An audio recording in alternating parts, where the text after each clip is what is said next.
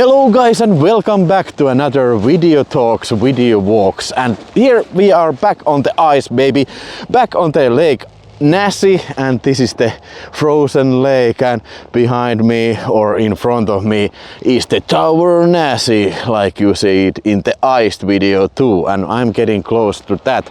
And this time we are not talking about the Tower Näsi either, we are talking about John freaking Wayne, man.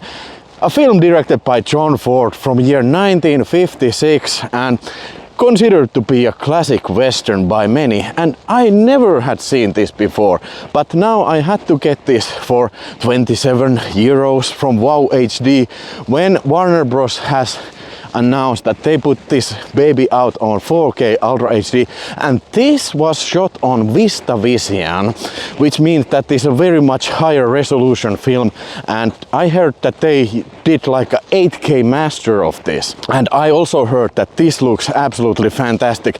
So I'm not the biggest fan of John Wayne or the biggest fan of 1950s western movies, but given that this is the VistaVision and 4K, I had to get this. Okay, the film itself, I liked it much more than I was expecting, because I'm not usually a fan of 1950s western movies, all that music and very old feeling to them.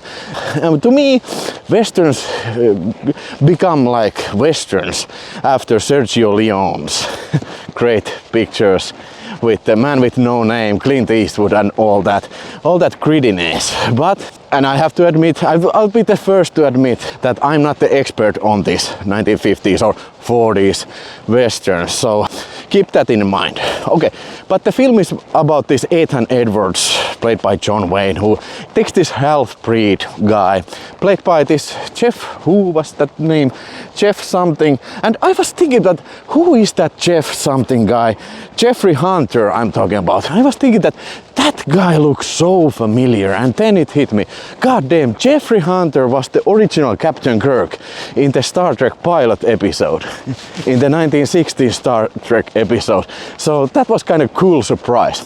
But Ethan and this half-breed guy, they go on a quest to seek out these girls that have been hijacked by the Comanche Indians, and this trip takes several years to complete.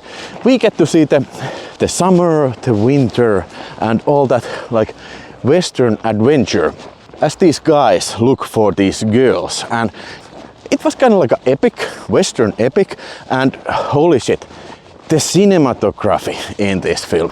Whoa, holy shit, that was an absolute marvel. The VistaVision cinematography and all this Monument Valley shit that they were shooting in this very high definition. Now that's a work of marvel.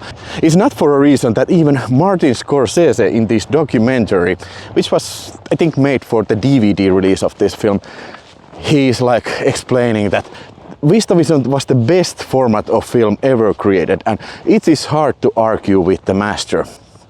This film looks absolutely stunning. There's no question about that.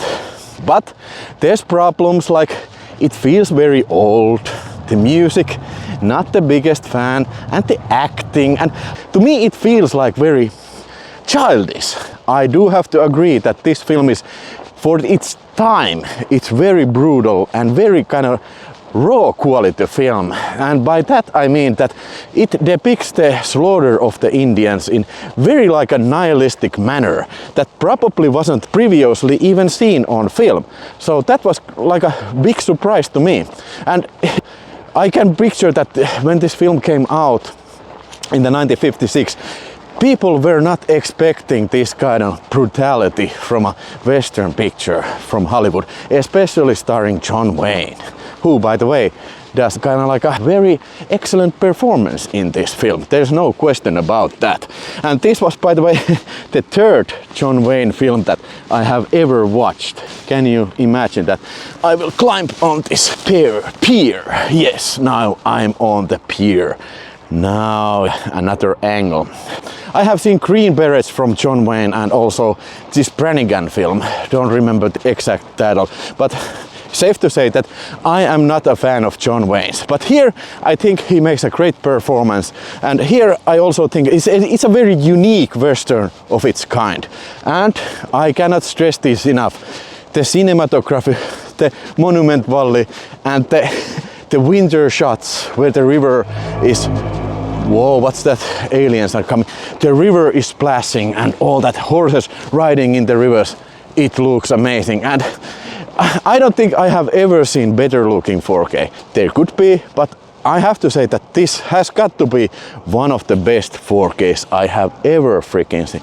This is slipping from my hands. This best looking 4Ks I have ever seen. That's no joke, man. Everybody's complimenting this and they are not wrong.